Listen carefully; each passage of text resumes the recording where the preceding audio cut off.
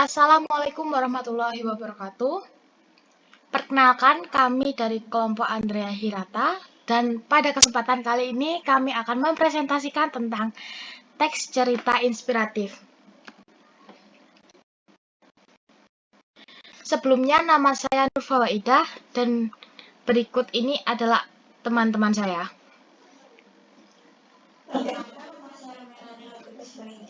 Presensi 18 dan saya Rifana Putri, presensi 25. Saya Rifarisnya Nurlandari, presensi 31. Saya Tita Kusuma Sarif, presensi 32. Pada kesempatan kali ini kami akan mempresentasikan tentang beberapa bab. Bab pertama ada pengertian teks cerita inspiratif. Yang kedua ada ciri-ciri teks cerita inspiratif. Selanjutnya ada tujuan teks cerita inspiratif. Yang keempat ada struktur teks cerita inspiratif. Kelima ada unsur kebahasaan teks cerita inspiratif. Dan yang terakhir adalah langkah membuat dan hal yang perlu diperhatikan saat membuat teks cerita inspiratif.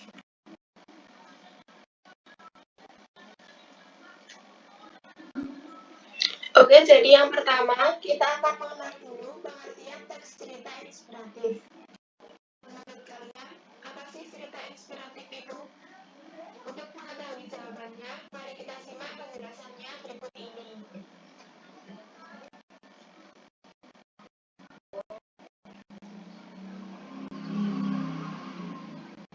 Nah, teks cerita inspiratif sendiri diambil dari kata inspirasi. Jadi alangkah baiknya sebelum kita mengetahui pengertian teks cerita inspiratif, kita harus tahu dulu arti inspirasi itu apa. Inspirasi adalah motivasi yang membuat seseorang merasakan energi positif dan mendorong seseorang untuk terus berpikir kreatif. Jadi, teks inspiratif adalah sebuah teks yang berisi kisah-kisah perjuangan hidup seseorang yang berpengaruh terhadap orang lain sehingga mereka mengikutinya. Jadi, berdasarkan definisi tersebut, teks cerita inspiratif berisi kisah-kisah perjuangan hidup seseorang yang sangat besar sehingga dijadikan teladan oleh orang lain, menambah motivasi, semangat, dan rasa percaya diri dalam diri seseorang.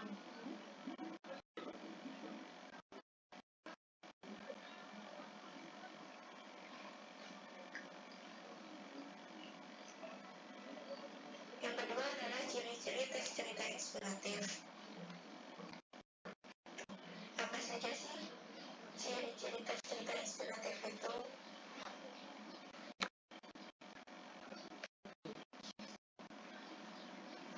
Ciri-ciri teks cerita inspiratif terdapat 4. Yang pertama adalah teks cerita inspiratif menceritakan kisah sukses seorang tokoh. Yang kedua, menceritakan perjuangan hidup seseorang. Yang ketiga, menyampaikan hikmah atau pelajaran hidup.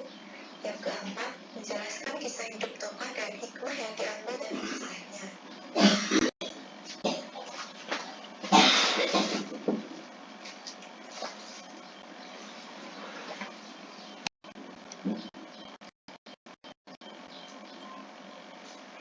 Yang ketiga ada tujuan teks cerita inspiratif. Kira-kira apa tujuan dari teks cerita inspirasi? Ada 4 tujuannya.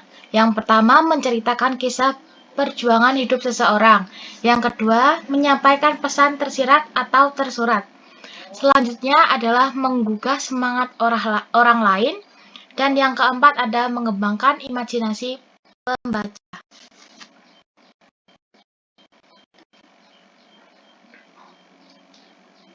Struktur teks inspiratif. Apa saja struktur teks inspiratif?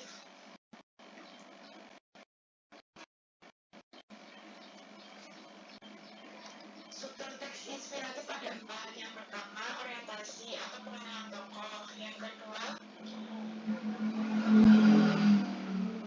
komplikasi yang berisi peristiwa yang diceritakan mampu buat pembaca.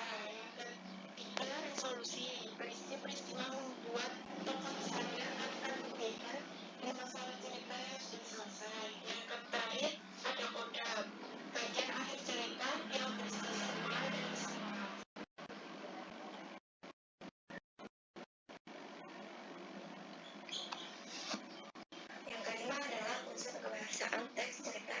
inspiratif. Kira-kira apa saja sih unsur pembahasan teks cerita inspiratif ini?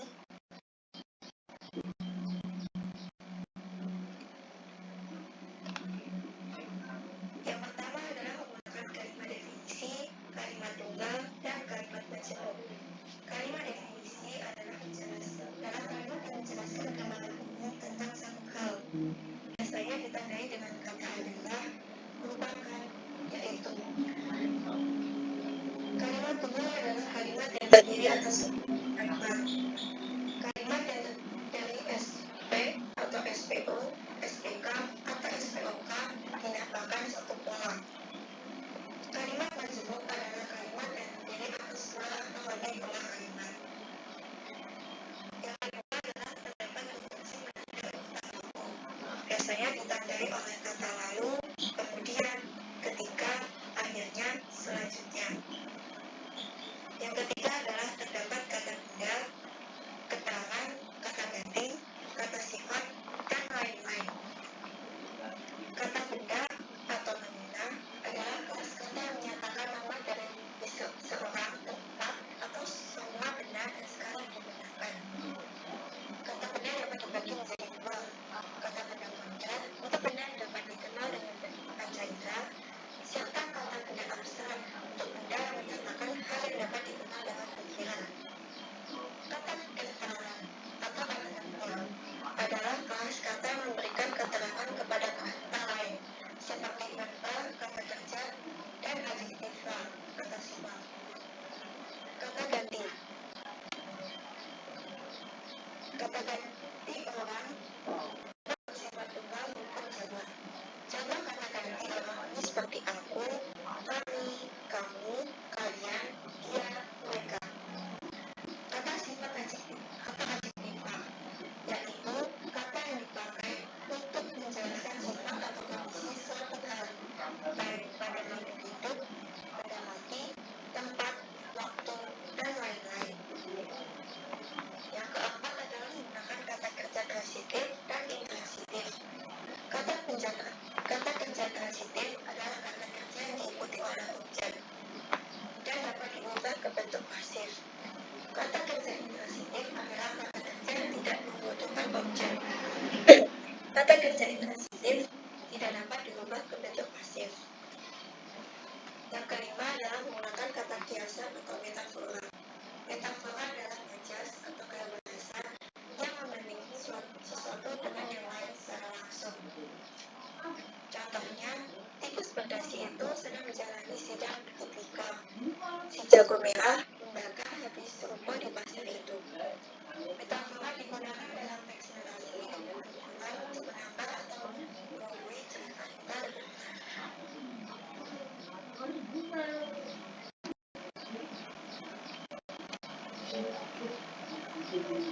Yang keenam, kita akan membahas langkah-langkah dan hal yang perlu diperhatikan dalam membuat teks cerita inspiratif.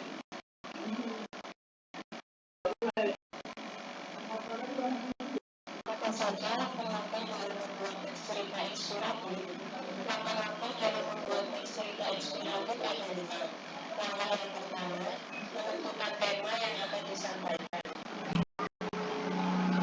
Langkah kedua, merancang peristiwa utama yang akan ditampilkan dalam bentuk skenario. Langkah yang ketiga, merinci peristiwa-peristiwa utama ke dalam detail peristiwa sebagai bentuk cerita. Langkah yang keempat, menentukan tokoh, peralatan, latar, dan sebagainya. Langkah yang kelima, mengembangkan tulisan sesuai struktur dan unsur pembahasan. Berikutnya kita akan membahas hal-hal yang perlu diperhatikan saat menulis teks cerita inspiratif. Yang pertama ada rumuskan pesan moral yang akan disampaikan cerita.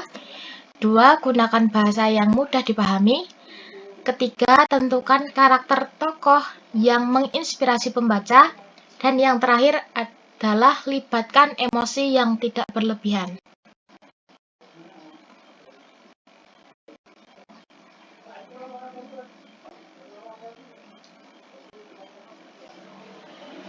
Nah, untuk menambah pengetahuan kita tentang teks cerita inspiratif, mari kita simak cuplikan teks cerita inspiratif berikut ini.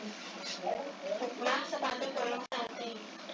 Pada bagian orientasi, sepatu menjadi salah satu item penting yang harus dikenakan ketika pergi ke sekolah setiap hari.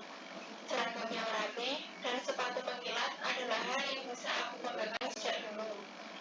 Akan tetapi, tidak pernah ada rasa antusias ketika memakai sepatu baru, karena ibu yang membelikannya bukan atas dasar keinginanku sendiri. Bagian komunikasi, setiap detik, tatapanku terpaku pada sepatu yang kini tak aku pakai. Sama sekali tidak keren dan mengesankan seperti sepatu milik teman-teman yang lain. Aku merasa malu memiliki sepatu baru ini. Tak terasa, aku termenung sendiri karena memikirkan sepatu baru ini memang tidak keren. Tiba-tiba, seorang teman menepuk pundak dan membuyarkan lamunan. Namanya Santi. Dia duduk tepat di sampingku sambil bercerita tentang pekerjaan rumahnya. Kuperlihatkan Santi dari ujung kepala sampai ujung kaki secara bersamaan, dan seksama kakak melihat sepatu yang bolong.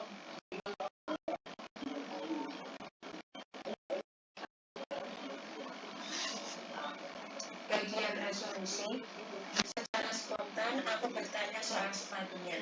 Kemudian Santi menjelaskan sambil tertawa. Jika dia belum mampu membeli sepatu baru meski dengan harga yang murah sekalipun.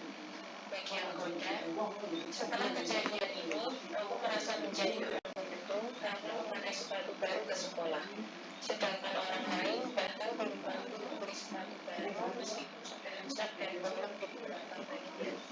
Sungguh aku merasa malu pada Santi yang masih bersyukur dengan sepatu yang bolong daripada diriku sendiri. Nah, dari cuplikan teks cerita inspiratif tersebut, dapat kita ambil pesan moral yang bisa kita teladani, yakni kita harus bersyukur atas apa yang telah kita miliki. Mungkin barang yang tidak kita senangi saat ini menjadi barang yang sangat dibutuhkan oleh orang lain.